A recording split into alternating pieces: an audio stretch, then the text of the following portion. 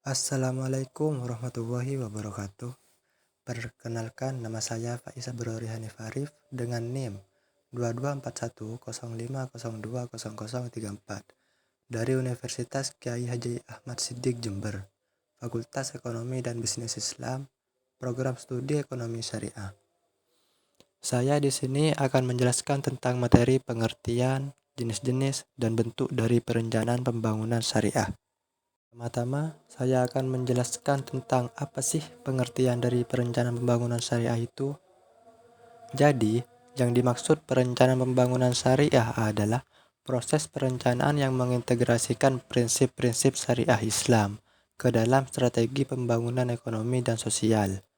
Tujuannya adalah mencapai kesejahteraan masyarakat secara holistik, mencakup aspek material dan spiritual dengan tetap mematuhi nilai-nilai Islam.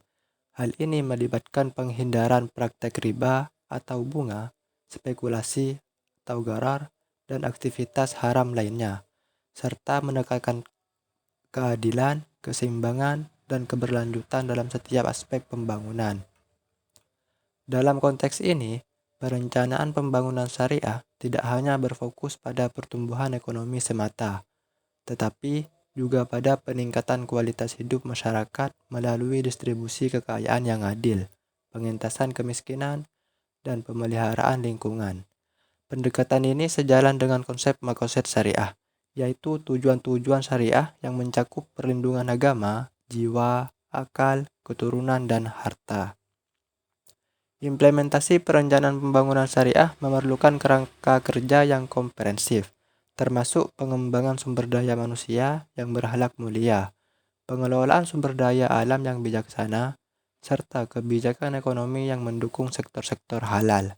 Selain itu, partisipasi aktif dari seluruh komponen masyarakat dan pemerintah sangat penting untuk memastikan keberhasilan pembangunan yang berkelanjutan dan sesuai dengan nilai-nilai Islam.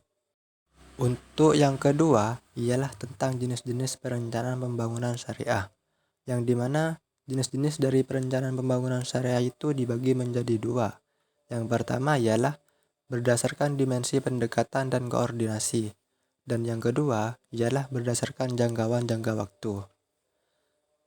Yang pertama ialah berdasarkan dimensi pendekatan dan koordinasi, yaitu dibagi menjadi 4. Yang pertama ialah perencanaan makro, merupakan perencanaan pembangunan nasional yang mencakup kebijakan ekonomi secara keseluruhan, seperti pertumbuhan ekonomi, inflasi, dan pengangguran.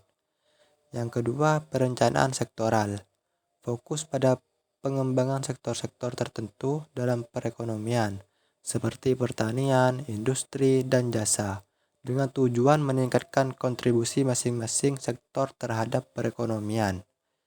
Yang ketiga, perencanaan regional, bertujuan mengurangi ketimpangan antar wilayah dengan mengembangkan potensi lokal dan memperhatikan karakteristik spesifik setiap daerah. Yang keempat, perencanaan mikro, berfokus pada perencanaan dan pelaksanaan proyek-proyek spesifik yang mendukung tujuan pembangunan, seperti pembangunan infrastruktur atau fasilitas publik. Untuk yang selanjutnya adalah berdasarkan jangka waktu,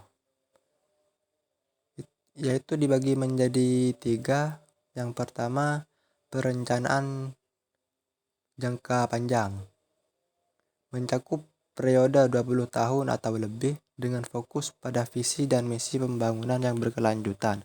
Contohnya adalah Rencana Pembangunan Jangka Panjang Nasional 2005 sampai 2025. Yang kedua, perencanaan jangka menengah, meliputi periode 5 tahun seperti Rencana Pembangunan Jangka Menengah Nasional, yang merupakan penjabaran dari RPJPN dan berisi program-program prioritas pemerintah. Yang ketiga ialah perencanaan jangka pendek, biasanya mencakup periode 1 tahun seperti rencana kerja pemerintah yang memuat rencana kerja tahunan sebagai implementasi dari RPJMN. Untuk materi yang terakhir ialah bentuk perencanaan pembangunan syariah, yang dimana bentuk dari perencanaan pembangunan syariah itu dibagi menjadi 6. Yang pertama, perencanaan berbasis maqasid syariah. Pembangunan diarahkan untuk menjaga agama, jiwa, akal, keturunan, dan harta. Kebijakan ekonomi harus bersejalan dengan prinsip keadilan, keseimbangan, dan keberlanjutan. Yang kedua ialah perencanaan ekonomi berbasis zakat, infak, sedekah, dan wakaf, atau disebut jizwaf. Mendorong optimalisasi pengelolaan dana sosial Islam sebagai instrumen distribusi kekayaan. Dana jizwaf digunakan untuk pembangunan sektor pendidikan, kesehatan, dan infrastruktur berbasis kemaslahatan umum. Yang ketiga, pembangunan berbasis keuangan Islam. Memastikan sistem keuangan yang bebas riba, gharar, dan maisir. Meningkatkan akses pemodalan berbasis prinsip syariah seperti mudharabah, musyarakah, dan murabahah. Yang keempat, pembangunan sosial dan kesejahteraan umat. Fokus pada pengurangan kesenjangan sosial melalui redistribusi kekayaan, pemberdayaan, ekonomi berbasis koperasi syariah, dan UMKM halal. Yang kelima, pembangunan berkelanjutan berbasis halal dan thayyib. Memastikan sektor industri dan perdagangan mengikuti prinsip halal dan thayyib. Peningkatan sertifikasi halal di sektor pangan, farmasi, dan kosmetik. Yang keenam atau yang terakhir ialah perencanaan pembangunan dengan prinsip al-adl, keadilan, dan al-ihsan, kebajikan.